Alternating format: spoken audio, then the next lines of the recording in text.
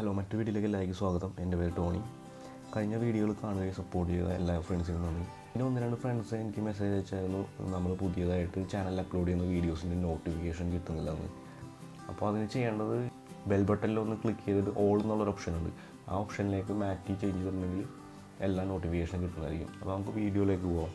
ഇന്ന് നമ്മൾ സംസാരിക്കുന്നത് ഒരു പഞ്ചർ കിറ്റിനെ കുറിച്ചാണ്.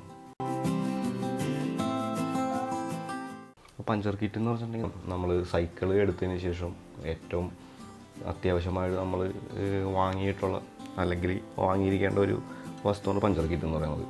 പഞ്ചർ കിറ്റ് എന്ന് പറഞ്ഞാൽ സൈക്കിളിൽ മാത്രമല്ല, ടയർ വരുന്ന എല്ലാ വാഹനങ്ങളിലും എല്ലാ സ്ഥലത്തും നമുക്ക് പഞ്ചറിനെ പ്രതിരോധിക്കാൻ വേണ്ടിയിട്ട് അല്ലെങ്കിൽ പഞ്ചർ വന്നു കഴിഞ്ഞിട്ടുണ്ടെങ്കിൽ അത് ഫിക്സ് ചെയ്യാൻ വേണ്ടിയിട്ട് നമുക്ക് അത്യാവശ്യമായിട്ട് വേണ്ട കുറച്ച് സാധനങ്ങൾ അടങ്ങിയ ഒരു കിറ്റിനെയാണ് നമ്മൾ പഞ്ചർ കിറ്റ് എന്ന് പറയുന്നത്.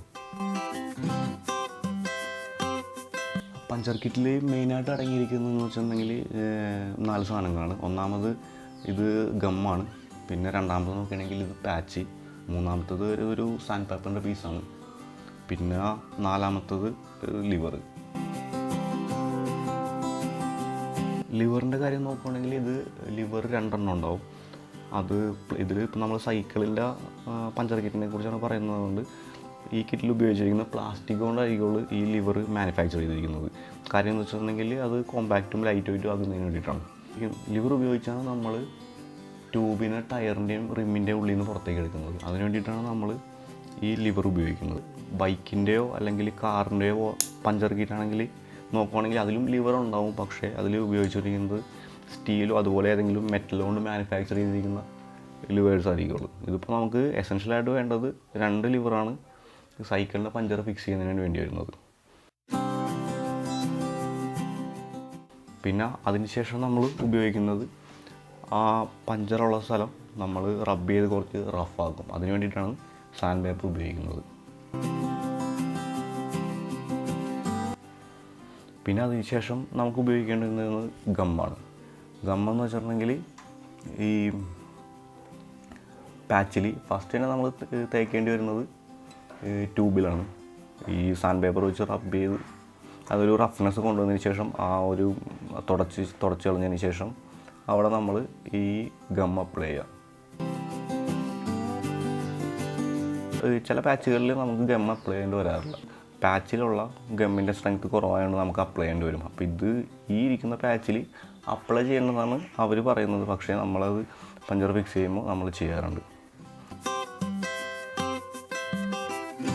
ഇത് ഡയമണ്ട് എന്ന് പറഞ്ഞൊരു ബ്രാൻഡിൻ്റെ ഗമ്മാണ്. ആ ഗമ്മ് നമ്മൾ മുമ്പേ തുടങ്ങി സൈക്കിൾ ഷോപ്പിലൊക്കെ കണ്ടിട്ടുണ്ടാകും. ഈ സെയിം ബ്രാൻഡ് തന്നെയാണ് ഉപയോഗിച്ച് വരുന്നത്. ഇത് ഒരു 50 ml ട്യൂബാണ്. ഇതിൻ്റെ വില വരുന്നത് 14 രൂപയാണ്. പിന്നെ നമ്മൾ പാച്ച് നോക്കുകയാണെങ്കിൽ ഈ പഞ്ചർ കിറ്റ് ഞാൻ ഒരു 4 വർഷം മുമ്പ് ഡെക്കാത്ലോണിൽ നിന്ന് വാങ്ങിയ ഒരു പഞ്ചർ കിറ്റാണ്. ഇപ്പോൾ ഈ മോഡൽ ഡിസ്കണ്ടിന്യൂ ചെയ്തിട്ട് പുതിയ ഒരു പഞ്ചർ കിറ്റ് അവർ അനൗൺസ് ചെയ്തെന്ന് പറഞ്ഞിരുന്നു. പക്ഷേ നമുക്കിപ്പോൾ അത് സ്റ്റോറിൽ അവൈലബിൾ അല്ല, അതിനാവുന്നുള്ളൂ. അപ്പോൾ ഇതിൻ്റെ ഗമ്മും അത്ര എഫക്റ്റീവായിട്ട് ഗമ്മായിരുന്നില്ല. അപ്പോൾ അതുകൊണ്ടാണ് ഞാൻ ആ ഗമ്മ് ചേഞ്ച് ചെയ്തത്. പിന്നെ ഇത് പാച്ച്, ഇതിൻ്റെ ഉള്ളിൽ നിന്ന് തന്നെ നമുക്ക് ഈ പഞ്ചർ കിറ്റ് വാങ്ങിയപ്പോൾ തന്നെ കിട്ടിയ പാച്ചാണ്. ഇതിപ്പോൾ ഇത്ര നാളായിട്ടും ഞാനിത് എൻ്റെ കയ്യിൽ ഇപ്പോൾ ഉള്ളതെന്ന് വെച്ചിട്ടുണ്ടെങ്കിൽ ഇത് അത്ര എഫിഷ്യൻ്റ് അല്ല ഈ പാച്ച്. അപ്പോൾ അതുകൊണ്ടാണ് ഞാൻ ഈ പാച്ച് ഉപയോഗിക്കാത്തത്. നമ്മൾ ഉപയോഗിച്ചുകൊണ്ടിരുന്നത് ഒമിനി എന്ന് പറഞ്ഞൊരു ബ്രാൻഡിൻ്റെ പാച്ചുണ്ട്. ആ പാച്ച് അതായത് സാധാരണ ബൈക്കിൻ്റെയും വണ്ടികളിലേക്ക് പഞ്ചർ ഒട്ടിക്കാൻ വേണ്ടി ഉപയോഗിക്കുന്നൊരു പാച്ചാണ്. അത് നല്ല റിവ്യൂ ഉള്ള എല്ലാവരും സൈക്ലിസ്റ്റുകളൊക്കെ ഉപയോഗിക്കുന്നൊരു പാച്ചാണ്. പിന്നെ അത് നമുക്ക് പാക്കറ്റായിട്ട് മാത്രം കിട്ടുകയുള്ളൂ. അതൊരു 100 ഒക്കെ ഉള്ള പാക്കറ്റ് ആയിരിക്കുള്ളൂ. വേറൊരു കാര്യം എന്ന് വെച്ചിട്ടുണ്ടെങ്കിൽ നമ്മൾ അത്രയും 100 ഒക്കെ ഉള്ളൊരു പാക്കറ്റ് വാങ്ങിച്ച് കയ്യിൽ വെച്ചിട്ടുണ്ടെങ്കിൽ തന്നെയും കുറച്ച് നാൾ കഴിയുമ്പോൾ ആ പാച്ച് ഒരു സ്റ്റിഫ്നെസ് ഒന്നും നമുക്ക് ഉപയോഗിക്കാൻ പറ്റാത്ത രീതിയിലേക്ക് ഒരു ചേഞ്ച് ആവും. അപ്പോൾ അത് നമുക്ക് ഒരാൾ തന്നെ ഒരു പാക്കറ്റായിട്ട് വാങ്ങിച്ച് കയ്യിൽ വെച്ചിട്ട് കാര്യമില്ല. നമ്മൾ ആ പാച്ച് വാങ്ങുവാണെങ്കിൽ ഒരു ഗ്രൂപ്പായിട്ട് അല്ലെങ്കിൽ ഒരു 3-4 പേരായിട്ട് വാങ്ങുവാണെങ്കിൽ നമുക്ക് എല്ലാവർക്കും അത് ഷെയർ ചെയ്ത് ഉപയോഗിക്കാൻ പറ്റും. അപ്പോൾ വീഡിയോ കണ്ട എല്ലാവർക്കും നന്ദി. മറ്റൊരു വീഡിയോയിൽ വീണ്ടും കാണാം.